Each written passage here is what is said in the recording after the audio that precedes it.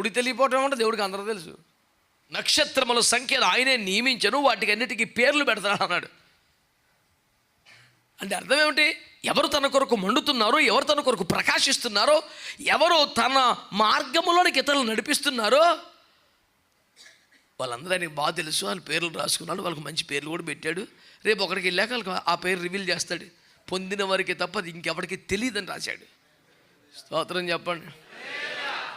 మనకి ఒక్కొక్కడు ఒక్కొక్క పేరు పెడుతుంటాడు. ఎవడు ఇష్టమాడిది మనం చూస్తున్నప్పుడు కోపించుంటాడు, ఒకడు దుర్మార్గుడు అంటే, ఒకటి శనిగాడు అంటాడు, ఒకటి ఇంకోటి అంటాడు, ఇంకోటి ఇంకోటి అనుకోనిరా పెట్టుబడి ఏముంది. మనం అక్కడికి ఎంట్రీ ఇవ్వగానే మనకు ఒక కొత్త పేరు పెట్టేవాడు ఒకడు ఉన్నాడు.